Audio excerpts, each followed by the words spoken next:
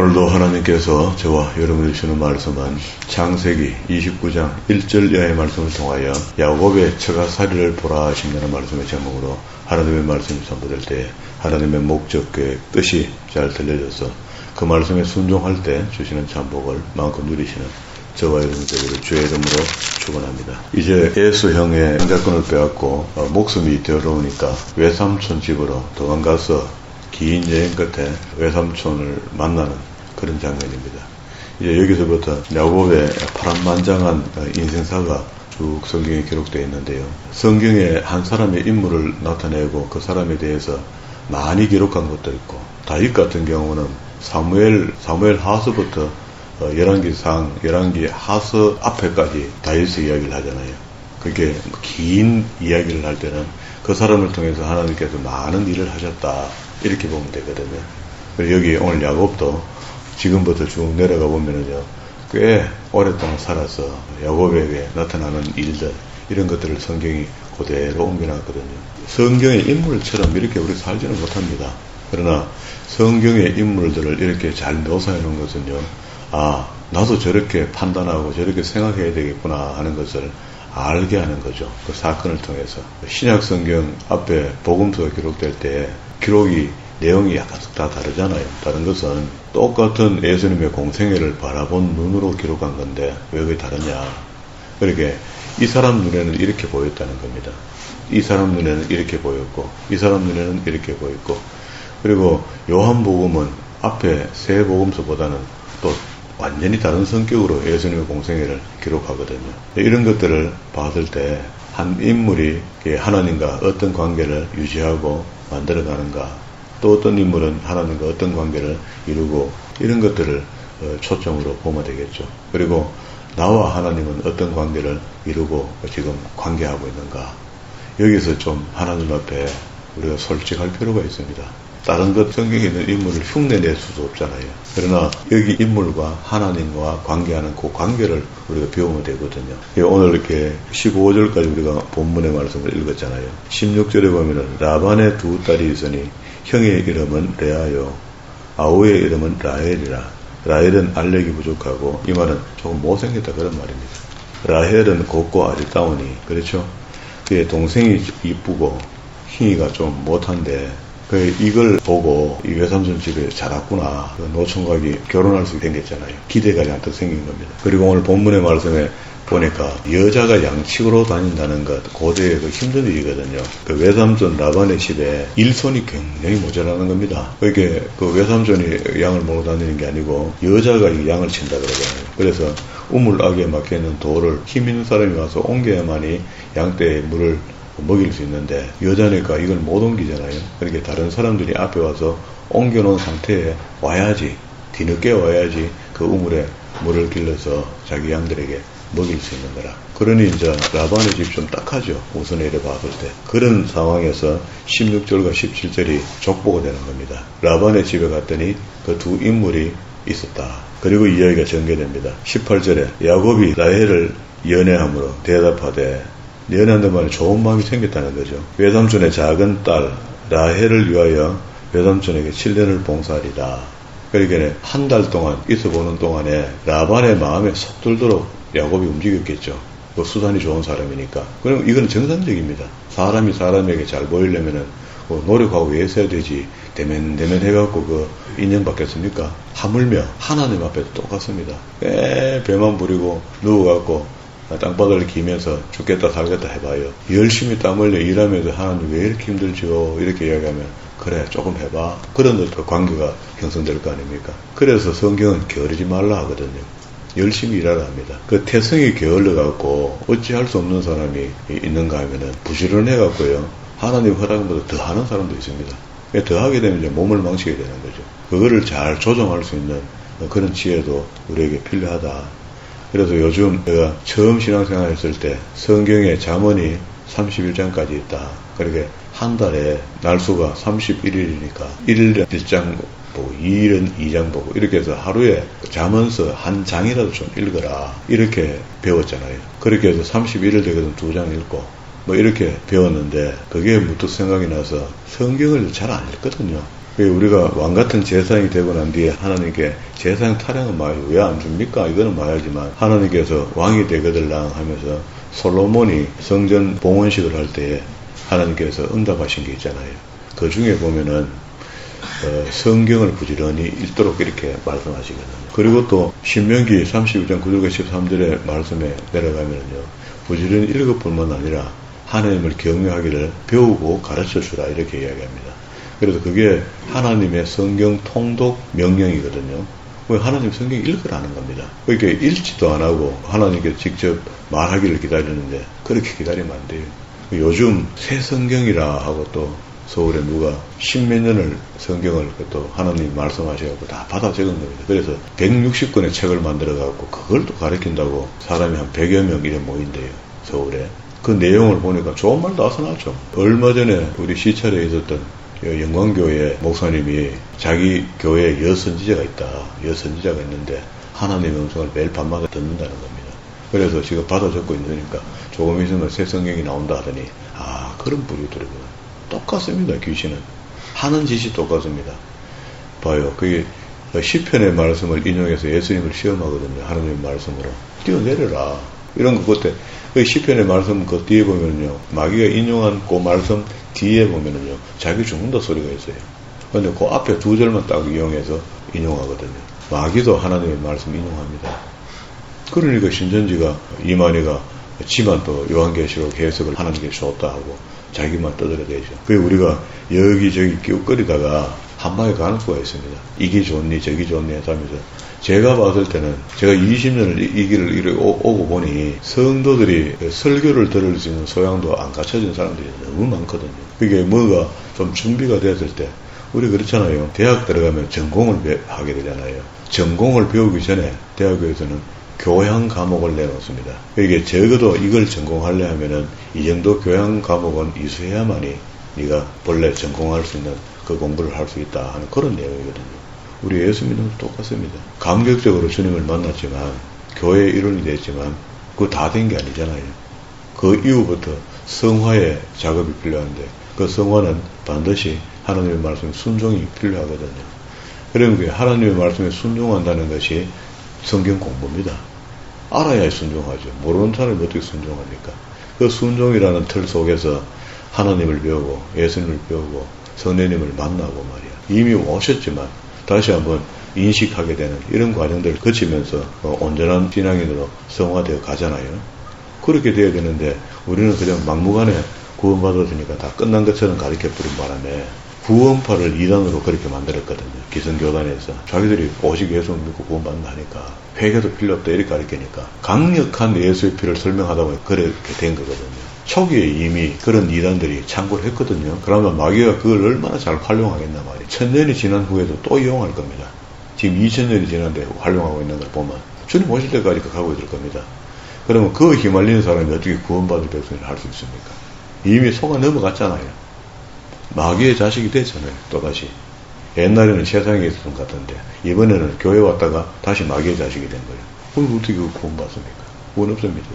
그래 이제 한 인물을 자기 혼자 오해해서 나는 이렇게 배웠다 하고 자기가 판단하고 결정하면요. 잘못 또 실수하는 겁니다.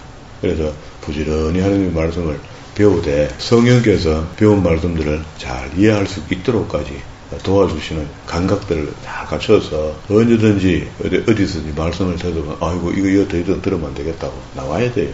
아니면은 맞으면은 아멘하고 있으면 되고 있죠. 근데 그런 것들이 내가 분별력이 없는데 맞다 할 수 없잖아요. 실수한다는 겁니다. 그게 이제 여기 외삼촌하고 이제 앞에 한 달 동안 예비 노역을 해주니까 아주 라반이 기분이 좋아갖고 이대로 내가 생질한테 어떻게 시기 먹고 있노 조건을 이야기해보라니까. 그게 이제 동생을 이 두 16절과 17절에 소개된 사람이잖아요. 레아하고 라헬 중에 라헬을 사랑하게 된 겁니다. 이렇게 하니까 이 소리 우리도 다 같이 들었잖아요. 들었는데 7년을 수일같이 시간을 보내고 난 뒤에 결혼을 했습니다. 첫날 밤에 들어갔다가 아침에 보니까 25절에 야곱이 아침에 보니 레아라 라반에게 이르되 외삼촌 어찌하여 내게 이렇게 속입니까? 하니까 우리 지역에는 동생의 희애보다 일찍 결혼하는 그런 법이 없다. 앞이 깜깜하잖아요. 알레기 나쁘다고 앞에 소개했죠. 못생긴 여자를 얻은 거야. 그러니까 야곱이 언제 야곱입니까? 그 에서 형의 장자권까지 빼앗아갖고 전 재산을 다 몰수한 사람인데 여기 이 정도야 뭐. 26절에 라반이 가서 형보다 아우를 먼저 주는 것이 우리 지방에는 허하지 아니하는 바라. 이를 위하여 7일 했는데 원어를 보니까 샤부아 이렇게 해서 7기간이거든요. 그러면 이것도 명 7년입니다. 앞에 7년, 뒤에 7년. 그럼 두 7년이니까 14년이죠. 14년 동안 상당히 긴 시간입니다. 14년 전에 뭐 이렇게 하면 굉장히 긴 시간이거든요. 그 긴 시간 동안 이 꼭 다물고 이 두 여인을 위하여 봉사합니다. 7을 채우라. 우리가 그도 내게 주리니 다 주겠다는 이야기잖아. 내게 봉사할지니라. 야곱이 그대로 하여 그 7을 채우며 라반이 딸 라헬도 그에게 아내로 주고 라반이 또 그 여종 빌하 그 딸 라헬에게 주어 시녀가 되게 하며 야곱이 또한 라헬에게로 돌아갔고 라헬보다 레아보다 라헬을 더 사랑하고 다시 7년을 라반에게 봉사하더니 그리고 난 뒤에 31절부터는 족보가 나오거든요. 31절부터 30장 24절까지가 족보입니다. 그러면 29장 30절 끝에다가 25절로 간다. 30장 25절로 간다 하고 중간에 있는 게 이게 족보가 연장선상에서 나오긴 하지만 건너뛰어서 읽어도 스토리에는 아무 문제가 없어요. 근데 이런 거는 이제 쾌하정 구조랍니다. 25절 라헬이 요셉을 낳을 때에 야곱이 라반에게 이르러 나를 보내어 내 고향 내 본토로 가게 하시되 내가 외삼촌에게 일하고 얻은 처자를 내게 주어 나로 가게 하소서. 내가 외삼촌께 한 일은 외삼촌이 전부 다 압니다. 이렇게 하니까 라반이 그에게 이르되 여호와께서 너로 인하여 내게 복 주신 줄 내가 깨닫는다. 알고 있다. 하는데 가는 것을 별로 좋아하지 않겠죠. 가면은 딸 둘도 따라가 버리고 손주 다 따라가 버리고 그러니까 안 갔으면 하는 마음이 많고 또 일도 많이 시게 먹을 수 있으니까 안 보내고 싶은 마음이 더 많죠. 그러니까 이 야곱이 얼마나 잘 알겠습니까? 그런 마음을. 외삼촌의 마음을 다 읽었겠습니까? 그렇게 해서 얼룩양 사건을 제안합니다. 내가 삼촌 일 좀 더 할게 그러면 하는데 당신의 딸들을 내가 아내로 맞이했으니까 이 딸들하고 한 가세를 이루어야 될 거 아니가. 내 재산을 불릴 수 있는 방안을 설명하는데 들어보니까 라반이 땡큐 얼룩향이 나올 수가 없습니다. 이건 있을 수가 없는 이야기야. 그러니까 들어보니까 아주 뭐 멋지거든. 돌연변이처럼 나타나는 얼룩향이 몇 마리씩 나오긴 하지만 그게 뭐 얼마나 되겠노. 얼마든지 줄게.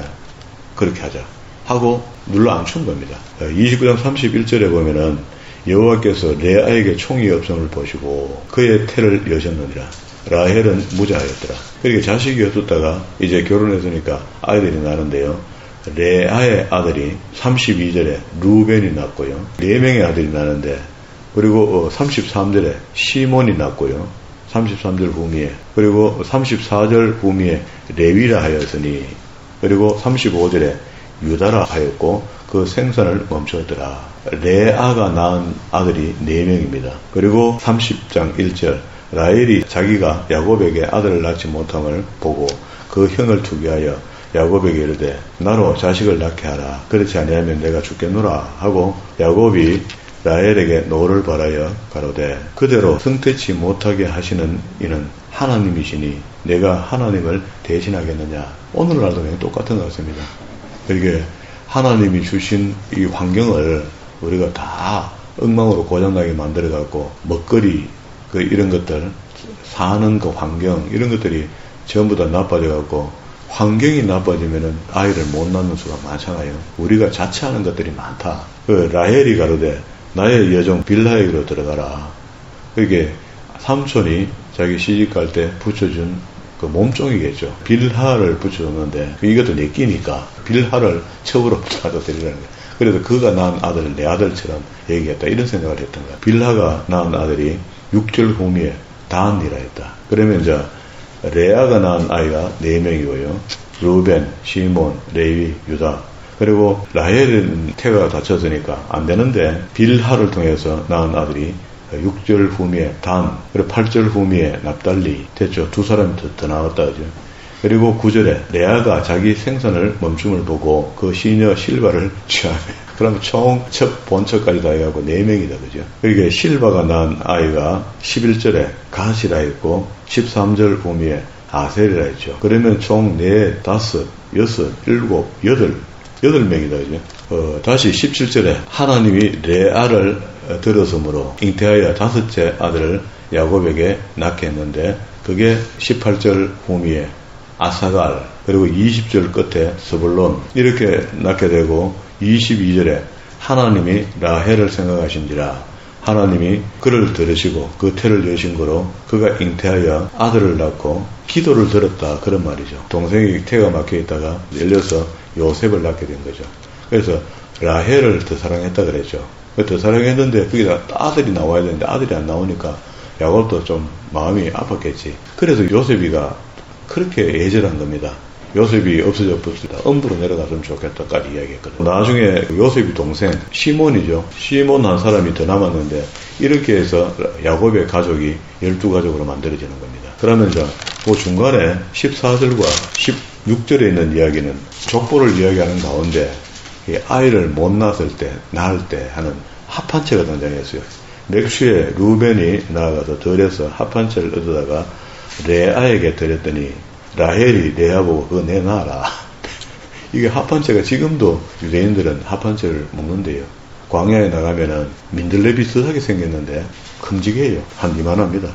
그런 것들이 아주 야생으로 자라는 데 있는데 그걸 뿌리채 어떻게 약재로 써서 하면은 임신이 되고 이런 게 있었던가 봐요. 지금도 그걸 활용한대요. 그렇게 해서 그걸로 인해서 태의 문이 열리고 이제 족보가 다 마쳐졌습니다. 이래 되면 이제 본격적으로 12가족의 이름들이 다 거론됐거든요. 12가족의 이름은 바뀝니다. 레위라는 이름이 없어지고 하나님께서 레위 지파를 따로 만들어주거든요. 그래서 하나님의 성막을 잘 간수할 수 있도록 그렇게 만들어서 지파를 만들어가는 겁니다. 자, 그러면 이제 25절로 이제 넘어와서 연이어서 읽어도 중간에 뿡 뜨는 게 없죠. 족보를 우리가 다 살펴봤으니까 야곱이 대가족을 지금 이룬 겁니다. 이렇게 되니까 삼촌한테 이야기를 하니 삼촌이 그래도 배가 아파 못 보낸다. 그러면은 좋습니다. 하고 32절에 오늘 내가 외삼촌의 양떼로 두루 다니며 그 양들 중에 아롱진 자와 점 있는 자로 검은 자를 골게 내면은 염소 중에 점 있는 것, 아롱진 것 가려 내리니 이 같은 것이 나면 나의 삭시 되도록 해달라. 조건 좋죠. 허락합니다. 후에 외삼촌께서 오셔서 내 품삯을 조사하실 때에 나의 의가 나의 표징이 되리이다. 내가 혹시 염소 중에 아롱지지 아니한 자나 점이 없는 자나 양 중에 검지 아니하는 자가 있거든 다 도둑질한 거로 인정하면 됩니다. 하니까 아주 좋잖아요. 그렇게 넘어갑니다. 좀 그렇게 하자 하고 했더니 세상에 날이 가면 갈수록 라반의 양은 적고 야곱의 양의 수는 자꾸 불어나는 겁니다.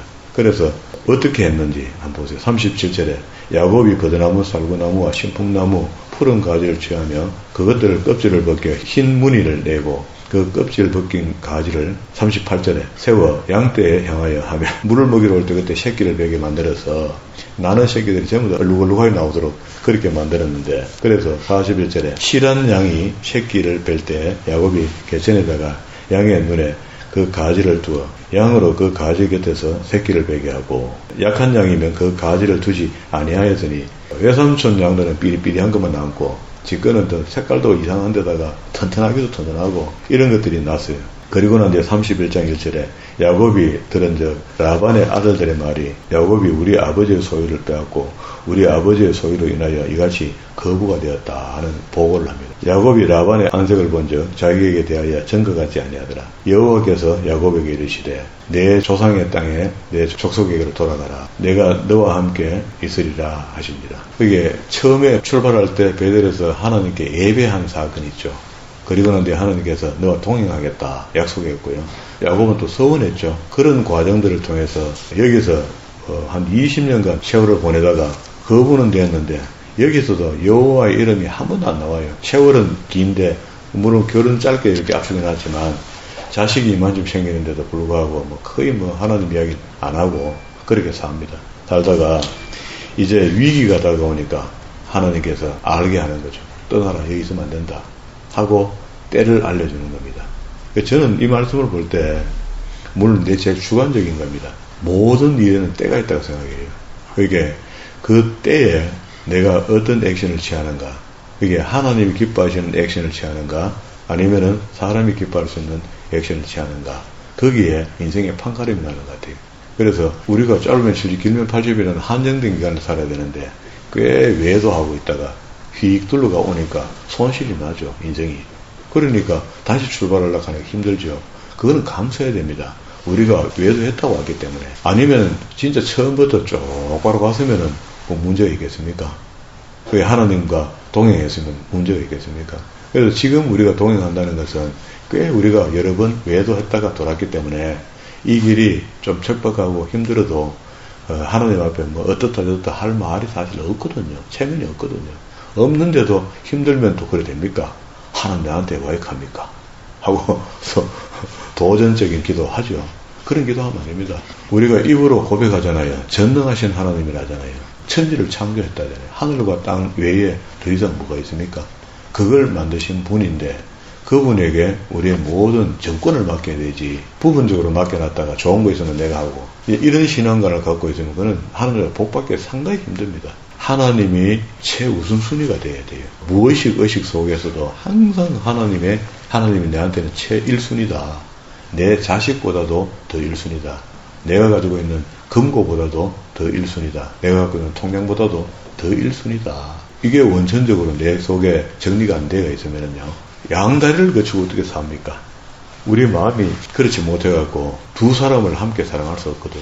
그런 거, 그렇게 철저하게 내가 하나님 중심하는 이게 벗어지면 안 됩니다. 이게 하나님을 떠난다는 것은 우리가 뭐 하나님께 등을 돌리고 배신하고 이제 하나님을 욕하고 이렇게는 못 할 겁니다. 우리 어떻게 그렇게 살겠습니까? 그래 안 됩니다. 안 되는데 우리가 잘 됐을 때 형편이 좋아지면은요 반드시 하나님을 거역하는 수가 많습니다. 그게 부유하게 되고 가족이 많아지고 물질이 풍성해지고 이렇게 되면은요 하나님이 2등 되는 수가 있습니다. 그것도 우리 실수도 하는 거죠. 그게 이거는 우리 기독교인들의 획입니다. 획. 고선에 가서 하나님 앞에 저울이 요래 다르가 몇 그램만 조건이 많으면 한쪽으로 기울잖아요. 그런 것처럼 우리 믿음이 싹 기운다고요. 그걸 하나님 너무너무 잘 아시는 거라. 아시니까 우리한테 한 번에 많이 줄 수도 없고요. 줘도 우리 감당도 안 되고. 그러면은 내게 현재 있는 이 은혜가 족하잖아요. 그게 감사하고 이게 족하도 다 하고 기뻐하고 즐거워하고 감사하고 열심히 살면은 어느 때 보면은 풍성하게 더 널려져 있는 걸 알 수 있을 겁니다.